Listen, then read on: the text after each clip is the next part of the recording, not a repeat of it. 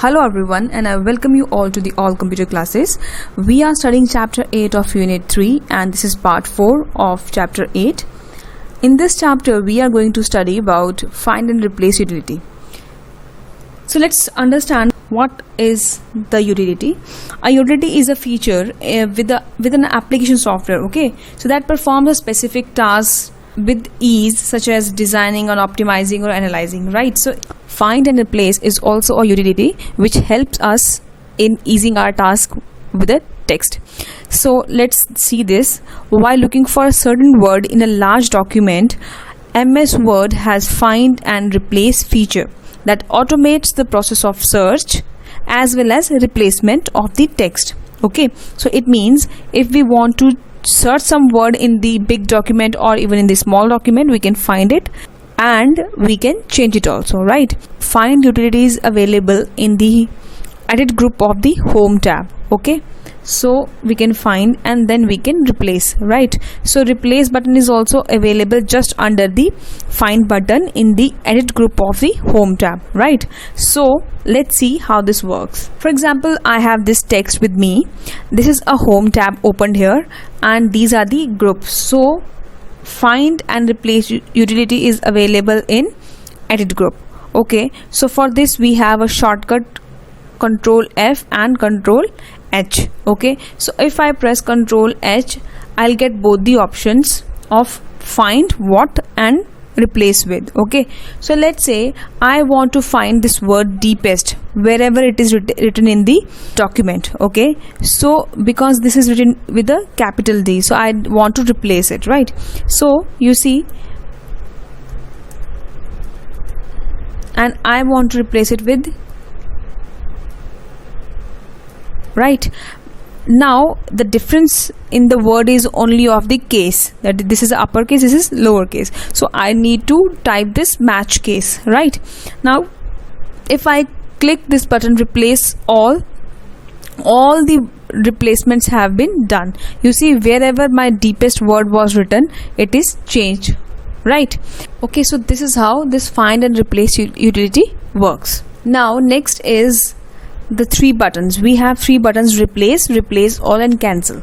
So replace, this button, when we click this, it changes the search text with the new text given in the replace with the text box. Okay, so whatever, when we will find the word, it will be replaced at the one place wherever it has just searched it.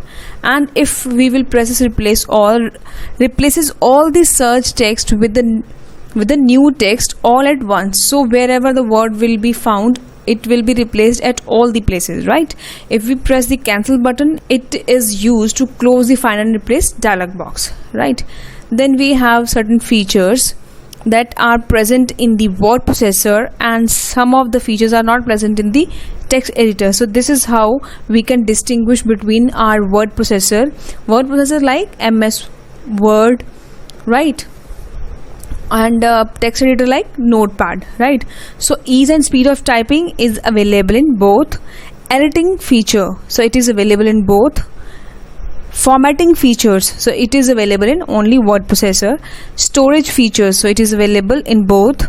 Graphic feature, so graphic feature is not available in the text editor. Printing features, so it is available in both. OLE feature, right, it is not available in the plain text editor. Vocabulary and spell check feature, this is also not available in the plain text editor. So now you can understand what is the difference between the word processor and the text editor. Now we have certain keyboard shortcuts that are very useful when you are working with MS Word. First is Control A, that is used to select the entire text. Control N to create a new blank document. Control S, it will save the document. Control X for cutting the text or for cutting anything that you have selected. Control C to copy the selected text. Control V to paste the selected text. Control O to open an existing document. Control H to open, find and replace dialog box. Control Z to undo, it reverses the last action. Control Y, it is redo, so reverses the undo command, right? And Control plus P, that is for printing, right? So I hope you have understood and this is very important feature. Just try it out yourself. You will learn more when you will be doing all the topics practically. So do it and learn. So we'll see you in the next chapter, that is part 2 of Microsoft Word. Till then, goodbye and take care. God bless you all.